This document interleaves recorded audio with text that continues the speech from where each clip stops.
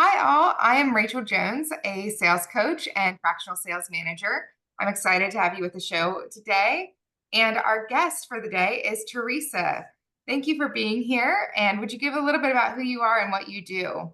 Sure, Rachel, thanks for having me. So I help organizations save time and money, solving problems and creating solutions in a nutshell. Perfect. Well, and I know we're here to talk about like unleashing team potential. So I would love it if our audience has any questions that they throw it in the comments below, and Teresa and I will get to them as we see them.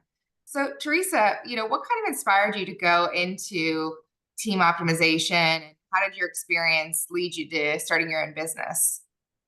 Well, I've been in and around project management and program management in large corporations for about 35 years. Hmm. And over the course of that time, if you can imagine that long ago, there wasn't a lot of structure or practices really put around these things that were very well defined, at least not in the company I was working for early on. And so while I was being called upon to make these very large changes come to fruition with the teams I worked with, I didn't have a lot of tools or a lot of structure given to me to use to make that happen. I would be given a date and something to get done, not knowing whether that date was realistic. They would say, here's your budget. I wouldn't know if that amount of money was actually going to cover everything we needed to do, and told just go get it done. So out of necessity and survival in my corporate job, I kind of am a resourceful person, and I just sat out to create the tools I needed and the practices that I needed to follow in order to make it a little more predictable and something that would enable us to get to the goal line. Um, Along the way, things came along that actually operationalized a lot of the things I was doing. I mean, at the beginning, there wasn't really a big push for project managers to have certifications like through the Project Management Institute. They were just really getting steam behind them. And so that wasn't something my company really endorsed or made us do.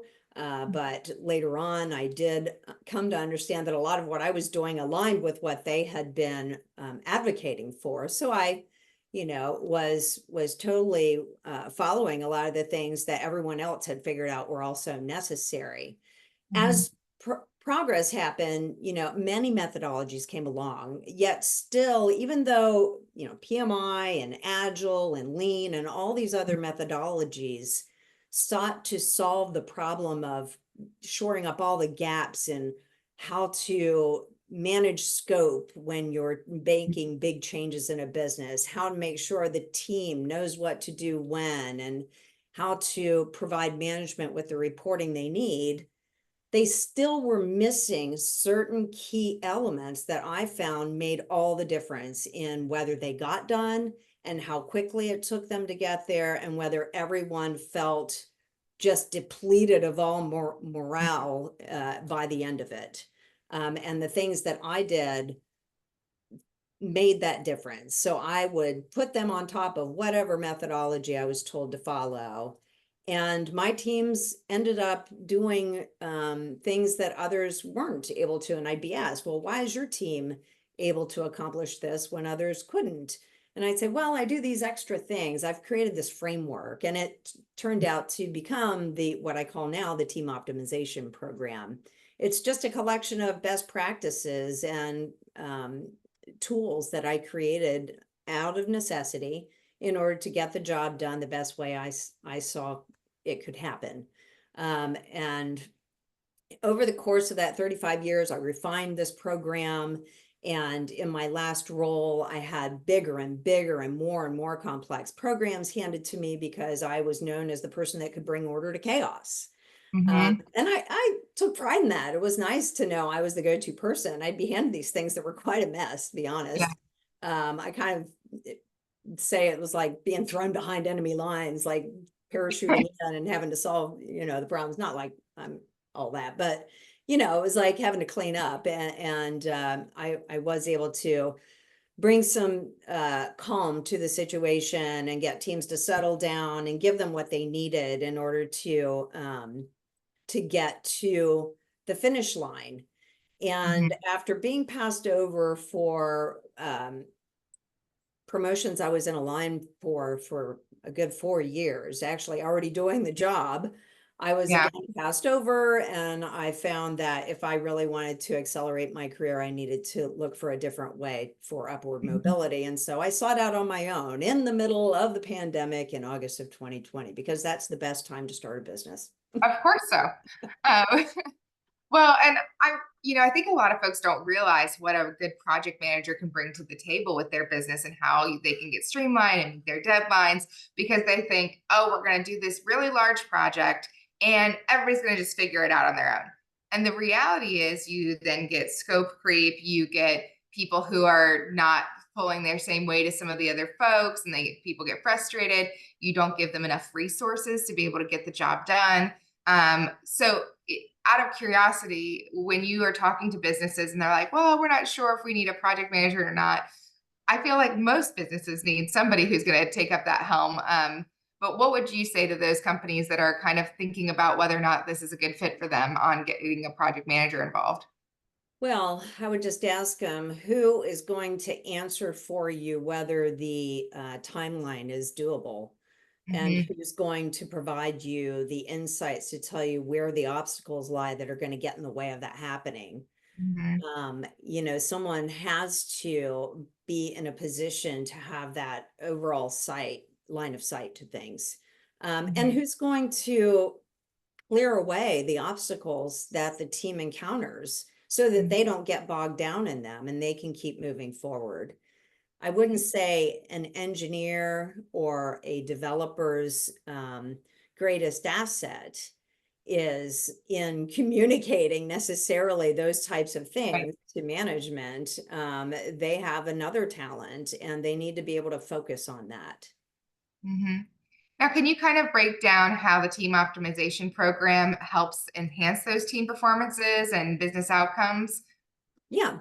Well, as I mentioned, it's a collection of best practices and tools that I created over the course of a long time. I really started this journey by embracing and getting out there what I consider the underpinnings, the foundation of collaboration, which is people being able to play well together. And Hmm. that's my collaborate like a rock star keynote that I brought to fruition. And because I have a background also in performing arts as a musician, I decided to package it with a backdrop of music, because music is the most collaborative art form. Hmm. So we start there, and that really is an offering that's great for, say, an association, someone that, or an association that serves those in the community of program management, team leadership, especially in the financial services and technology space. And that lays a foundation of civility, communication, and caring, which I think are the foundation for collaboration in the team space. Hmm. Beyond that, though, there's more than just people getting along. Then they have to understand how to operate. And I have a set of accelerators and best practices then that I work with a business to understand which of those are the things that are going to raise the performance of their team, because not every organization needs everything. Some are doing well in team um, talent management, and others do better in, say, budget management. And Right. so we have to look at what is happening with the current teams. What are they struggling with? What do they need more of? And I actually come into a business and ask them to speak to their teams for a good 2 weeks at least, sometimes more, depending on the size of the team. Hmm. And I gain an understanding from them of what they feel the obstacles are to them getting something done more quickly, what could help them to elevate that performance. And so once we've figured out what the opportunities are, I design a program for them, and I take that back to the executives and say, here are the things that are going to move your team forward. to allow you to transform your team to a high performing team, a top performing team, as I call it.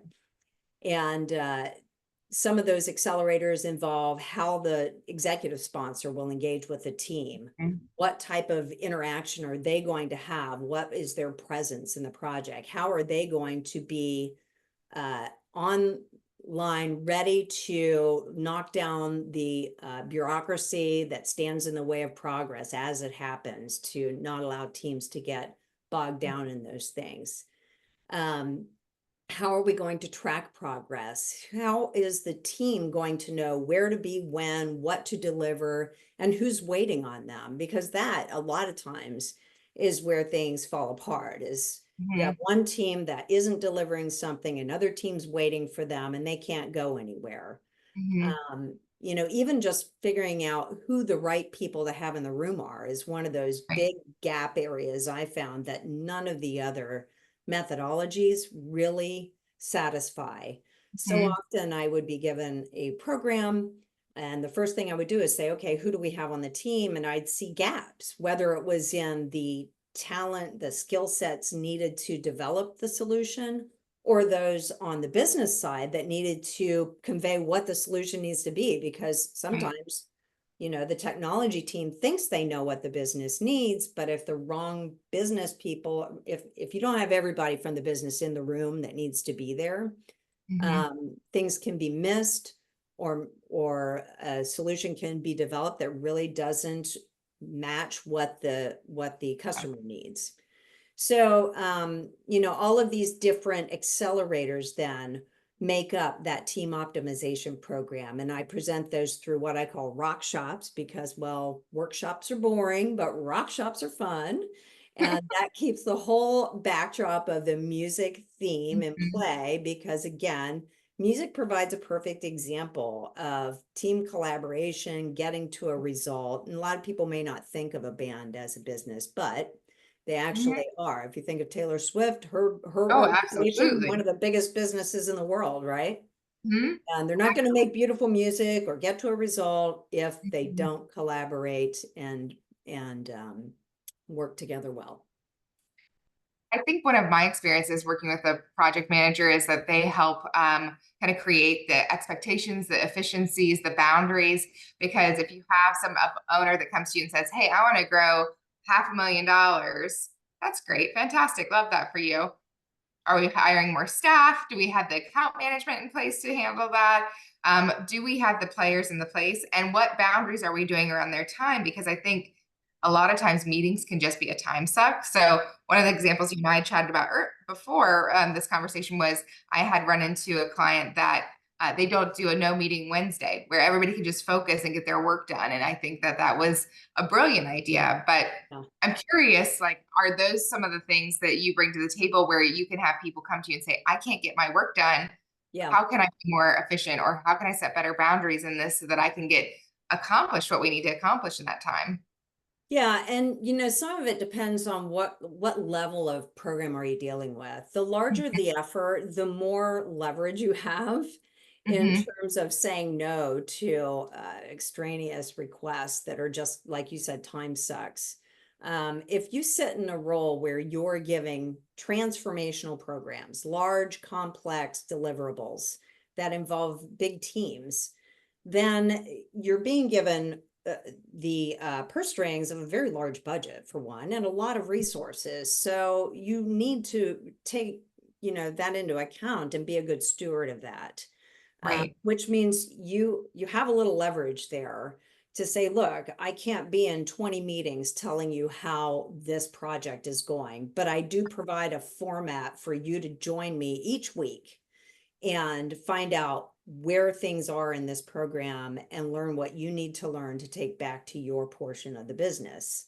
Mm-hmm. So there's a couple things that live within the team optimization program to satisfy what you're talking about. One is that team cadence Mm-hmm. concept where everyone knows, when are we going to meet, what types, or what is the time frame I have each week to do Mm-hmm. work, when do I need to be in meetings? When Mhm. do I need to collaborate with my teams on specific work tasks? So that everyone knows what to expect when, and they're not feeling like it's just an interruption to their day. They feel like they're actually able to focus when they need to, like the no Wednesday meeting scenario that you talked about. Yeah. Um, Now, kind of going off of that, can you share success story, a transformational story where you were brought in, you used the team optimizational program, and it helped kind of create those efficiencies and collaboration within a company?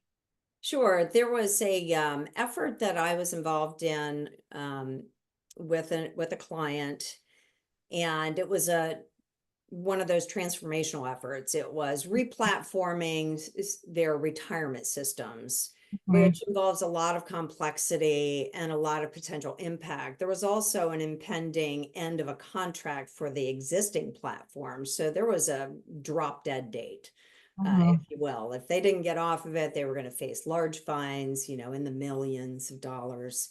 Oof. And that was going to have, that was obviously a hefty price to pay. So they have been trying to get this effort done for over 7 years, but because of various breakdowns in the team collaboration and the technology space and whatnot, they had stalled and they had stopped and started and you know, re vamp the whole thing, and still they weren't getting it done. My team was brought in and we leveraged the practices that I was used to following to make Mhm. sure that teams understood the work in front of them. We understood what gaps there were to getting that done. And bottom line, we finished both of their replatforms that had failed over 7 years in a year and a half. That's amazing. Yeah, I mean, and their CEO, or CTO, sorry, received an award that year for CTO of the year across the entire organization that was given to him by the chairman of the board. So it was a big deal. That's amazing. I hope you got a shout out in his acceptance speech. Yeah, well, I hope I did too, but I wasn't there for that because I was a contractor, I was long Yeah, gone. that's fair. But no, that's wonderful that people can really get those balls moving. And I think also sometimes it's that concept of you can't see the forest through the trees. Like if you are in the weeds in your own organization, there is a lot of value of bringing in consultants like you or me to say, like, hey, you think this has been communicated. They have no idea what you're talking about. How do we bridge that gap and make sure that what you want is what's happening here? Yeah, Um, yeah, you get so close to something that you can no longer see what the flaws might be within that mhm, program or whatever. And sometimes that third set of eyes they're a fresh set of eyes, they can see something that's so obvious to a newcomer to the scene, right? That you're just blinded to. You become, like they say, nose blind when it's a scent, and it's kind of the same concept. So it can be beneficial to bring in that new perspective, mhm. and to challenge the status quo. I mean, that was something I always took on. Mhm. People say, well, we've always done it that way. I'm like, why? Yeah. Why? I'm like the annoying child. Why, Yeah. mommy? And I would I just keep love that. saying I'm the why. why kid. I've always explained myself as the why kid, but why do we do it that way? Why can't we try it a different way? Yeah, Um, yeah. And I'd get a lot of, well, because we just have. I'm like, can we get beyond? I mean, can you go a little right. deeper on that and help me understand? You know. Yep. So a lot of times they realize, oh wow, well maybe we could do it different, and it starts to open up their thinking and get them to approach things differently, and it's really rewarding. People feel like unleashed all of a Right. sudden, where before they might have not realized they were shackled. Exactly. Well, and I'm sure from an employee standpoint, it's a better option with employee retention because you might have somebody who's really performing and somebody else who's underperforming. And so these folks are getting burned out and they're not getting the recognition or the tools that they need or the support they need from somebody who's maybe performing at a lower level. And so then you lose your good staff if you keep That's right. them in that cycle of, hey, we have to do this big push, but then you feel like you failed because somebody else didn't do their job. Well, absolutely. There's nothing more frustrating for a high performer than to put their heart and soul into something and just have it, fall apart. Right. And 70% of projects fail. This is still Mhm. a real statistic. It's That's been wild. that way as long as I can remember. And why should we accept that? It's totally unnecessary. Mhm. And when you have those failures, your high performers are the ones that are going to get frustrated. And whether they end up, not staying engaged in their work, maybe they look for work elsewhere, you lose Mhm. them and they are extremely expensive to replace. Mhm. Do you think it's the reason that 70% is failing is due to like scope creep because they don't have an actual plan and they're not setting boundaries around their time? Like, what do you think, out of your experience, some of those failures are attributed to? Well, there's a lot of different varieties of that. Scope creep is a big one. You have to put some parameters around what questions are you going to solve for. Mhm. That's what I always ask. What question are we answering with this solution? Mhm. And if someone says, "Well, we need to add this to a program," well, does it answer the question we're trying to answer, or is that outside the bounds of that? And if you keep things kind of simple, you're going to Mhm. get to that finish line.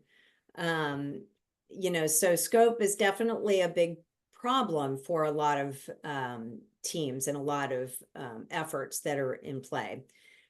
Another one that I think I mentioned earlier were gaps in the team. And I Mhm. can't tell you, it seems so obvious. Like, okay, you've got your developers, you've got your business people, you've got your testers and your business analyst and whatnot, your user interface designers and all of that. Well, did anybody ask sales? Did anybody ask Yep. marketing if this Yeah. timeline is going to work for the campaigns they have planned to use it on? Mhm. Is anybody communicating with the operations team to make sure that these new functions can be used by the people on the front line? Mhm. And so often they're just like, oh, afterthought. Wow, I didn't even Yep. think of that. I guess we need to get them in the room. Mhm. And then when you get those people in the room, all of a sudden you start uncovering all these unknowns. It's like, well, wait a minute, I need this thing in order to be able to tell the customer that when they call them and ask a question. Oh, well, we got to put that on the screen. And there's all these Yeah. little nuances that show up, and they do become scope that has to be adopted. Right. So the idea is get the right people in the room, get a good understanding of what is needed. And a lot of people say, well, wait a minute, you can't solve world hunger. No, we're not solving world hunger, and we're not getting embroiled in detail here. Right. You have to have a clear understanding of what you're delivering, and then you can break it down into smaller increments to deliver over the Right. course of time and Mhm. deliver with high quality Yeah. It's so and funny when you predictability. said, yeah, it's so funny when you said sometimes people don't get the right people in the room because I actually was just with a client. They have an industry specific software. And as an afterthought, they decided to add the CRM for like sales pipeline and everything like that. And that's great. They're industry experts and they tried to think of what a salesperson would do, but don't believe that they actually talked to a sales human Mhm. in this cycle. And so I was like, I can't pull this report. This is the type of like view that I would want in this. I can't understand where my team is doing this. And they were like, can you talk to our project engineer? And I was like, Yeah. absolutely I can, Oh, because yeah. you just don't know what you don't know, right? Right. And Um, speaking of don't know what you don't know, here's a great one. This is one of the ones I know frustrates teams all around the world.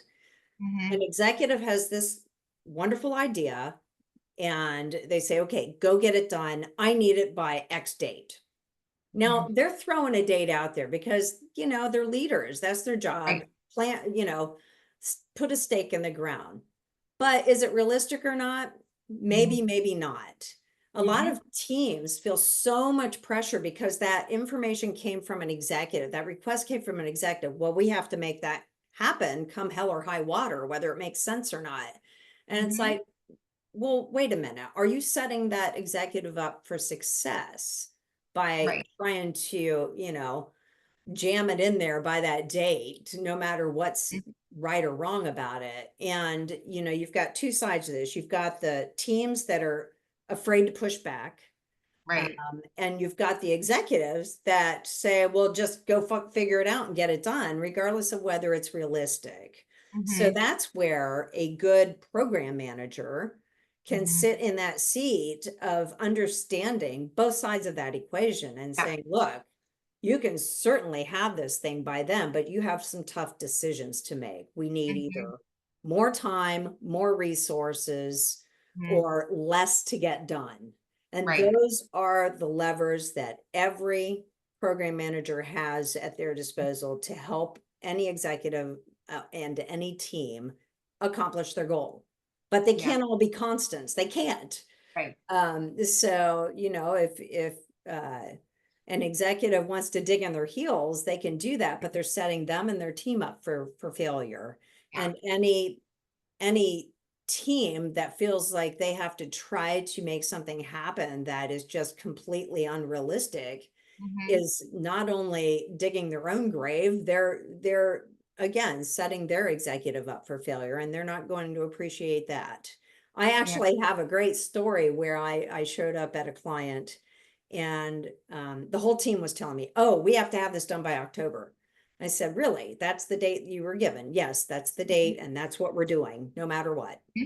I'm like, okay. And I look at the scope, I look at the work that requires to deliver it, and I'm like, mathematically, it just doesn't work with the number Right. of people we have in seats. And so I had a very methodical, math-based kind of, I'd say, scientific way of determining that. And my calculation said it's going to be done in February. That's just Right. the reality. And so I went back to the executive. I said, we're looking like February rather than October. Of course, they blew their stack. And I said, Yeah. I totally understand. And you have some options at your disposal.